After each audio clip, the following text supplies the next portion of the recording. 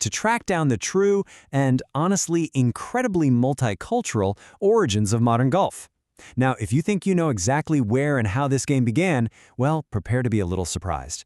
We're going to separate the documented facts from the well-worn myths to uncover how a game beloved by millions was actually pieced together across centuries and across continents. Let's dive right in. So, let's kick things off with the big question. Did the Scots really invent golf? I mean, it's the accepted wisdom, right? Those rolling green links of Scotland are pretty much universally seen as the undisputed birthplace of the game. But, as you'll see, history is rarely ever that simple. To find the actual truth, we've got to look way beyond the Scottish borders and evaluate some serious claims from other ancient empires who say, hey, we got there first. First up, we absolutely have to bust a major myth. The really common claim that a Roman game called Paganica was the very first version of golf.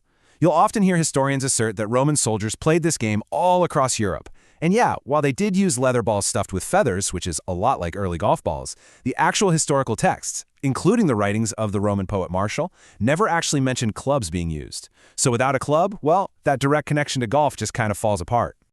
Okay, so moving forward in time, we do find a legitimate early European precedent. As early as the 13th century, the Dutch were playing a stick and ball game called Kolf. It's definitely a vital piece of the puzzle, and it clearly shares some DNA with the modern sport. But if we're looking for the most intriguing, convincing evidence of early golf, we actually have to jump much further back in time and way across the globe. Enter the Chinese game of Cui Wan. Now, what's really fascinating here is the literal translation. Cui means to hit, and Wan means ball. Hit ball. This game was massively popular in China during the Song dynasty, which spanned from 960 to 1279. And it continued to show up in imperial paintings all the way into the Ming dynasty. When you really look at the documented evidence, Cui Wan becomes our absolute most convincing early equivalent to golf. I mean, just look at the equipment they use. Players of Cui Wan carried up to 10 clubs, and these clubs had long, narrow shafts with distinct heads designed for totally different shots, including specific ones for long distances that act as a crystal-clear precursor to your modern-day driver. They used these to hit wooden balls toward brightly colored flags, and get this, they even teed off from a designated base called the G. Sound a little familiar? The striking similarities to modern golf are literally impossible to ignore. And the parallels didn't stop at just the equipment. Over during the Yuan dynasty, a book called the Wanjing, or the Classic of the Ball, was published. You can basically think of it as an early equivalent to the rules of golf. It laid out the rules of play and placed a massive, massive emphasis on sportsmanship and correct behavior. That's an etiquette that is obviously still foundational to the game we play today. So connecting this global evolution chronologically reveals just a totally fascinating journey.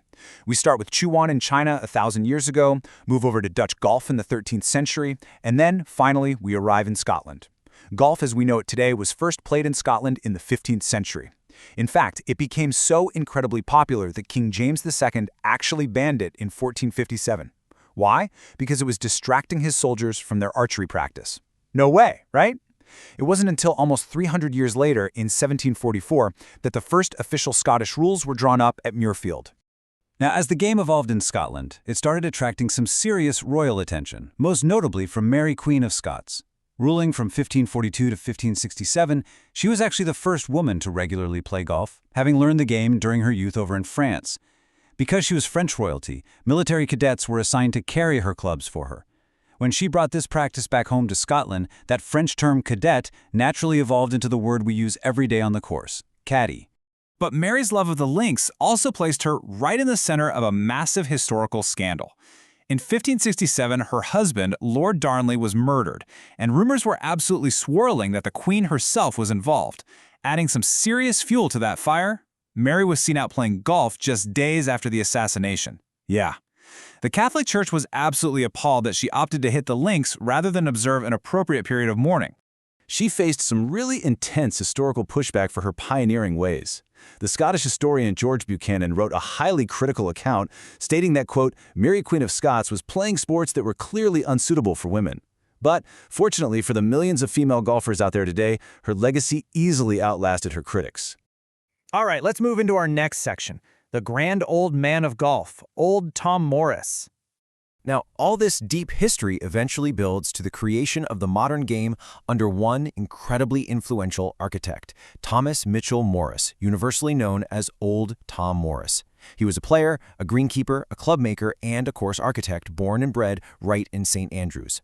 As a player, he won the Open Championship 4 times, but his most staggering achievement is the number 13. That is the record-setting margin of victory in shots that he achieved at the 1862 Open Championship. He completely dominated the field, and that 13-shot record stood completely unbroken for over a century, until a guy named Tiger Woods came along in the year 2000.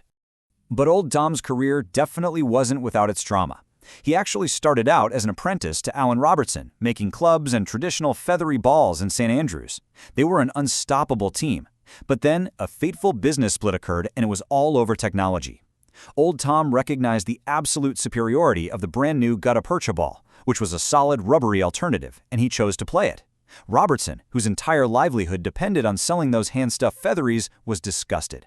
This profound disagreement over modern equipment ended their partnership for good.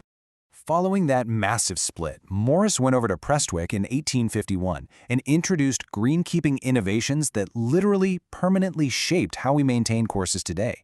I'm talking about advocating for top-dressing greens with sand. He widened the fairways to accommodate the growing numbers of golfers. He created separate tees for every single hole, and he began actually managing bunkers rather than just leaving them to the wind and the nesting sheep. These were absolutely revolutionary concepts at the time. So Morris took those exact innovations and used them to transform the old course at St. Andrews into a total global golf mecca. When he returned there in 1865, the course was in pretty poor condition and he fundamentally altered the entire experience. He changed the direction of play to anti-clockwise, he created the 1st and 18th greens, and he named legendary features that still strike fear into the hearts of golfers today, places like Hell Bunker and the Valley of Sin. He also continued Mary Queen of Scots' legacy by really advocating for women to play, even laying out the Himalayas putting course specifically for ladies. Ultimately, Old Tom had a hand in designing more than 100 courses, cementing an absolutely unmatched architectural legacy. He shaped iconic Open Championship venues and top-ranked links like Prestwick, Royal County Down, Muirfield, Royal Dornoch, Cruden Bay, and Machrihanish. His whole philosophy still informs how golf course designers work to this very day.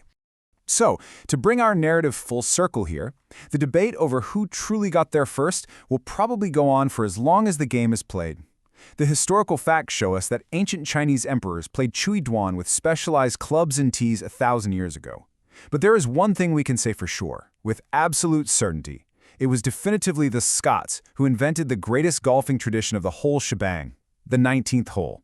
They perfected that post-game moment at the clubhouse where you order a dram of whiskey to erase the memory of that last missed putt. Which leaves us with a final thought to ponder. Every time you step onto a tee box, grab your driver and look down the fairway, what are you really playing? Is it purely a Scottish tradition? Is it a continuation of a Chinese imperial pastime? Or is it a rich, complex mix of global history?